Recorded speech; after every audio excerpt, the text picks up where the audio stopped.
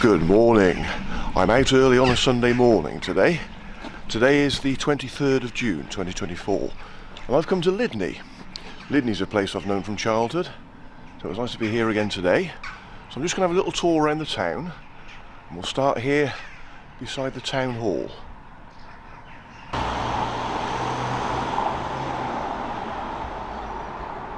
Lydney Town Hall was built in 1888 to 1889 and designed in Jacobean style by W.H. Seth Smith as a concert and dance hall with sprung wooden dance floor.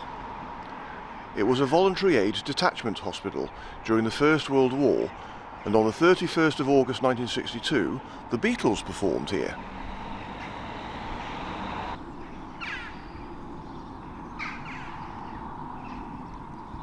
So that's Lydney Cross, which is Grade 2 listed, and it marks the old Lydney Market. Dates back to the 14th century.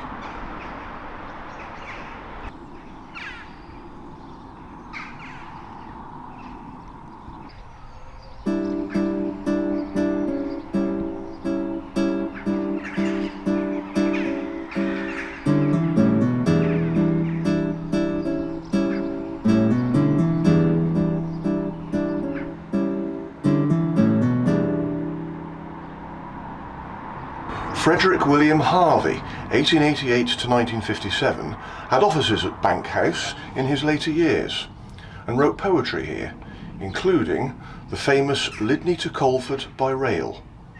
He was a friend of Robert Howells and Ivor Gurney. The latter set his poem In Flanders to music.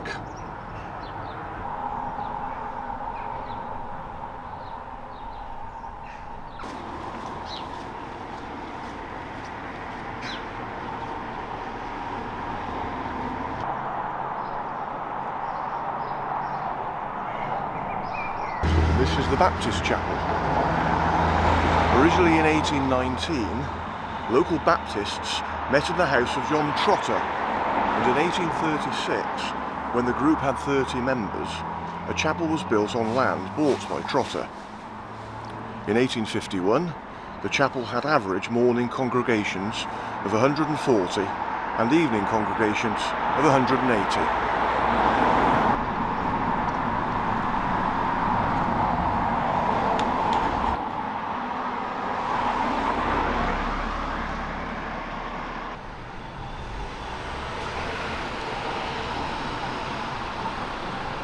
So this building with all the scaffolding on it is Althorpe House, or Althorpe House.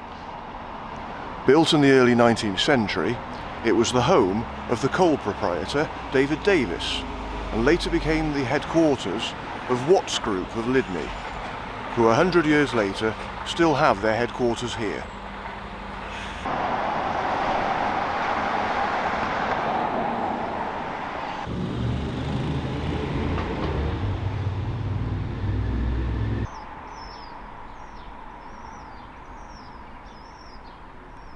So that building there is the former police station and magistrates court.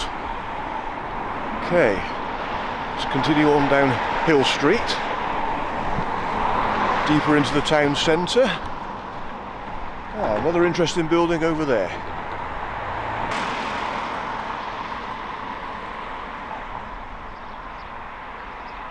So this was formerly called Seven House. It was the Severn and Wye Railway Company headquarters next to the railway in 1829.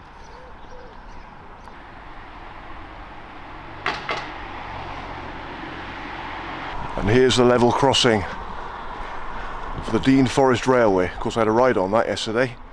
Lovely. That way goes up to Norchard, and that way goes down to Lydney Junction. Okay. Let's continue into the town centre then.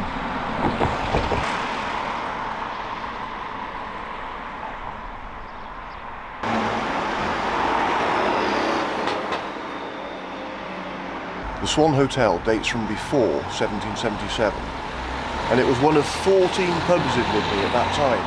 Wow, 14 pubs.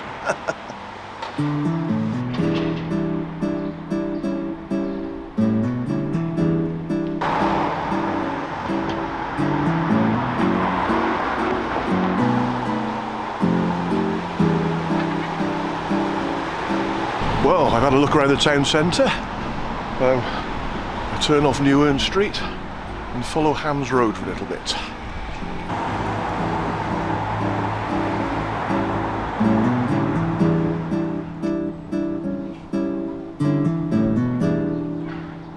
On the 3rd of April 1946, the first Viscount Bledisloe and his friend John Watts gave 29 acres for playing fields for the healthful recreation of the public of Lydney, and the Lydney Recreation Trust was formed to manage the land. In 1949, the cricket club and football club started to play on the land, and in 1950 the trust increased its acreage from 29 to 45 acres, diverted part of the River Lyd and turned a marshy section of land into a lake. 6 tennis courts were also created, and other parts of the trust's land were improved. However, the land was prone to flooding, and in 1954 a drainage scheme and comprehensive pumping equipment were installed.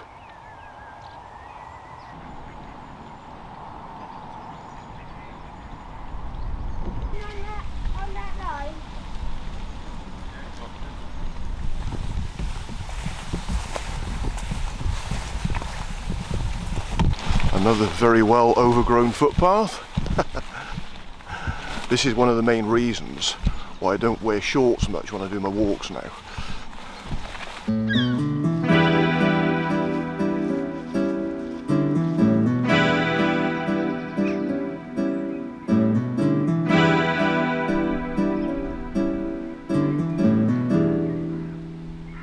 So this is Nass House. What an absolutely beautiful building. Never walked past here before, so this is my first sight of Nass House. Wow. Lovely.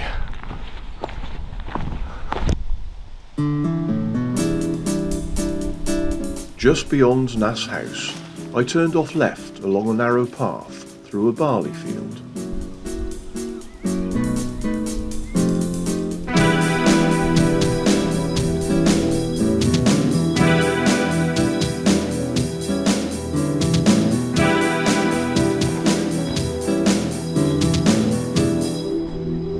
At the far end, I dropped down some steps to Lydney Harbour.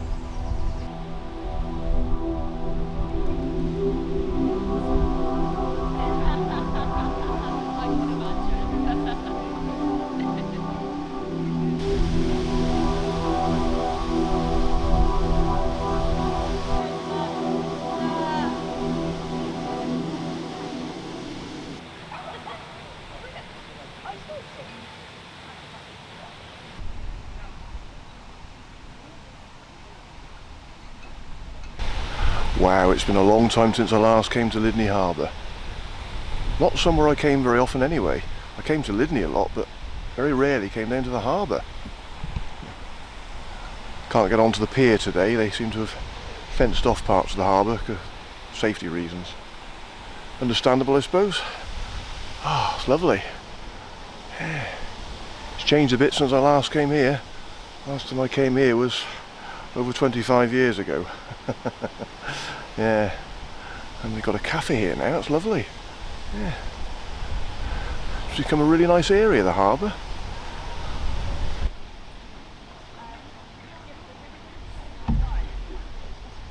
Yeah, it's clearly a very popular spot now, Lydney Harbour. Plenty of people sat on the picnic tables there. You've got that nice little cafe. Funnily enough, this morning, because they don't do breakfast in the pub that I'm staying in, I went and had a bacon bap in a cafe in Lydney, but it's actually the same cafe. They've got a cafe in the town centre and they've also got this one here, so they've got 2 cafes in the area.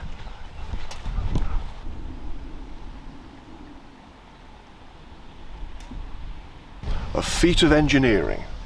Lydney Harbour has always been reliant on the tide for entry into and exit from the tidal basin.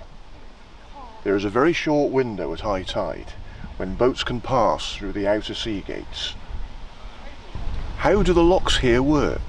1. The water level in the tidal basin is kept at the level of high tide in the estuary outside the sea gates. Boats can then enter through the sea gates for a short time either side of high tide. 2, in order for a boat to use the lock, the water level in the lock is lowered to the same level as the water in the tidal basin by opening the sluices in the lower lock gate. Once the levels are equal, the gates are opened and the boat enters the lock. When the boat is in the lock, the lower gates and lower gate sluices are closed and the water level is raised by opening the sluices in the upper gates. 4. When the water level in the lock is the same as the level in the lower basin, the upper lock gates and the flood defence gates are opened and the boat leaves the lock. To go from the lower basin to the tidal basin, the same sequence is followed but in reverse. The boat will then have to wait for the high tide in order to leave the tidal basin for the estuary.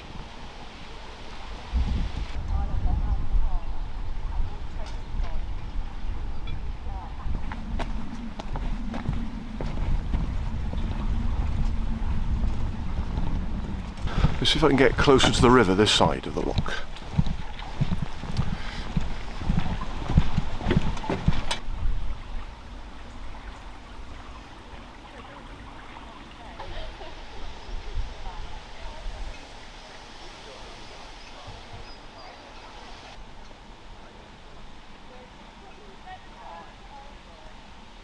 The rise and fall of Lydney Harbour. Well, I won't read all of this, I'll just read the top bit. You stand at coal tip number 9, the end of the line for Forest of Dean coal. As you look down at the harbour, imagine the noise of the coal being tipped into the boats waiting below, and the commotion that once filled this busy harbour.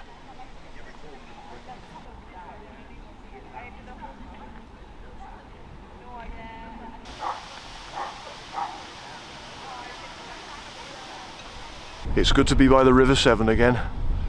I've spent a lot of time recently by the River Severn, but it's nice to see it as I continue further downstream. Yeah, lovely. Wonderful views. And right in the distance there, you can just make out a couple of bridges across the river. Wonder what bridges they are.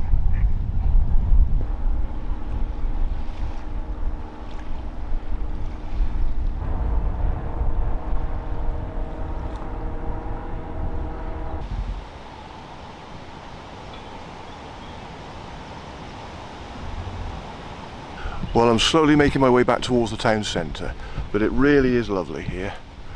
Long time since I was last here, but yeah, it's nice to see that this has been developed into a really sort of attractive area for people to come and visit, and it clearly is popular because there's lots of people here today.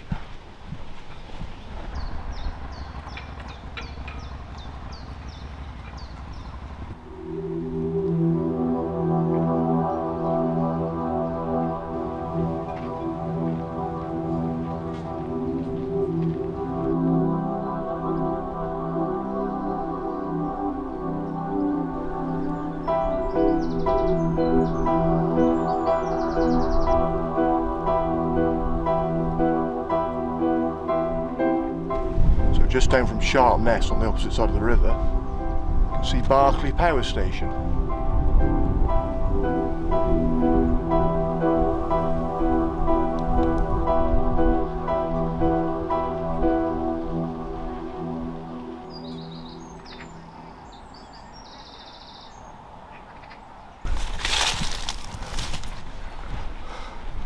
I love these little bits of art along this trail. Great.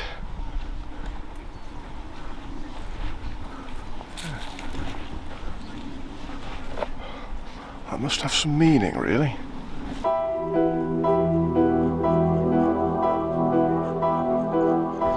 I think I'm beginning to see part of the meaning of these stones. T on that rock,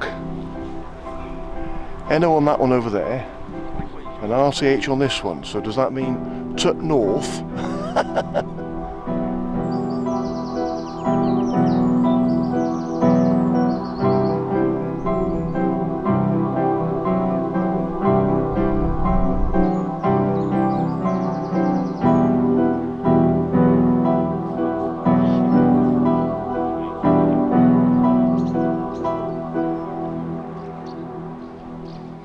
The The path eventually emerged onto the road near some old railway houses, where I turned left towards the level crossing.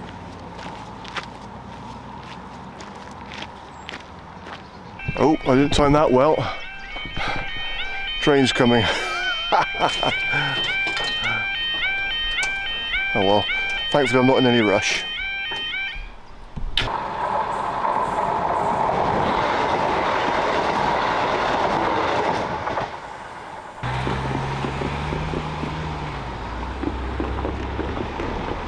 That was interesting. That train went straight through, it didn't even stop at Lydney station. Oh well, obviously one of the more express trains. Anyway, this is Lydney railway station. It's on the main line between Gloucester and Chepstow, and it's the one that goes on to Cardiff. Oh, yeah. Okay, I shall head back into the town centre.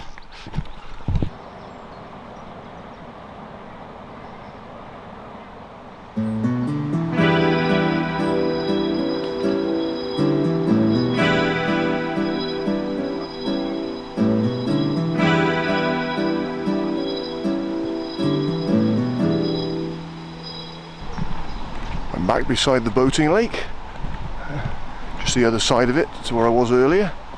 I'm gonna just go over that way away from it.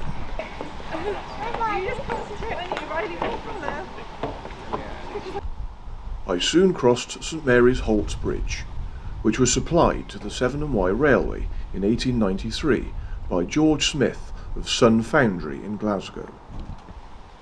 The Holt was created and opened by the Dean Forest Railway in 1991.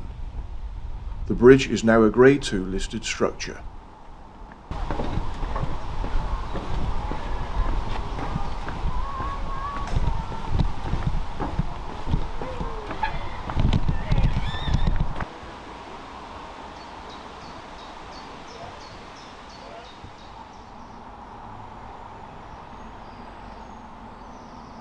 Now then, bearing in mind it's a Sunday and there could be a Sunday service on, am I going to be able to get inside this church? Oh, no, somebody's actually coming out of it, so it's clearly open. Let's have a look and see.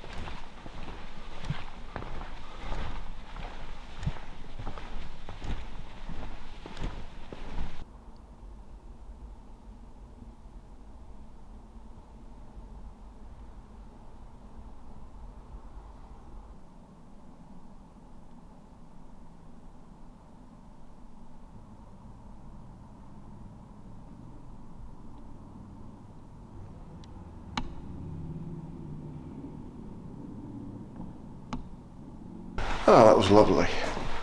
Managed to get inside this church. Fantastic. I didn't speak when I was inside the church because I noticed there was some chap sat there on his own praying, so I thought I didn't really want to disturb him. Anyway, I'm just going to walk into Barhurst Park now.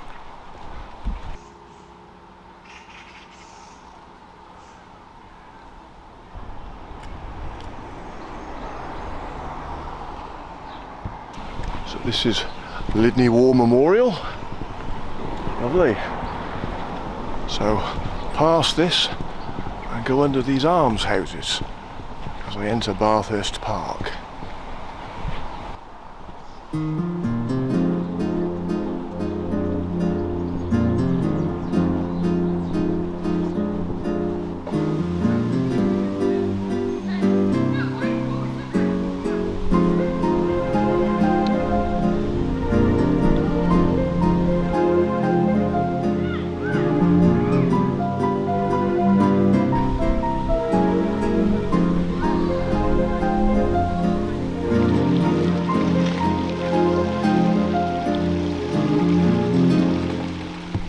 Barhurst Park features a pavilion with cafe, toilets and disabled access changing place, bowling green, children's play area multi-purpose grass playing pitches, bandstand and ornamental ponds and gardens.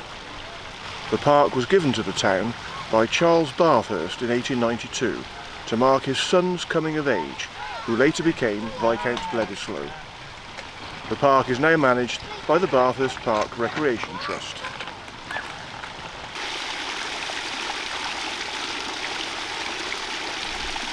Okay, well that's my day in Lydney finished. Lovely. And what a fantastic place to end. Bathurst Park. What a delightful little park. Okay, but before I do finish, there is one more thing I would like to say about Lydney. Well, I was nearly born here.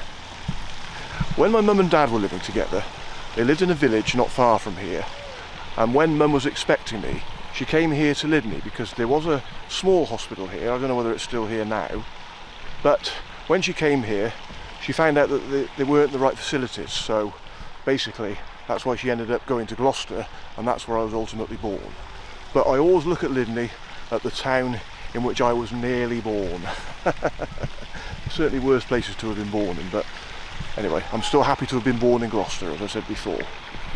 Okay, so now I've got a short walk back to my car, and then I'll go back to my digs. And I'm booked in for Sunday lunch at 4:30, so got plenty of time for that. I've really built up an appetite, I'll say.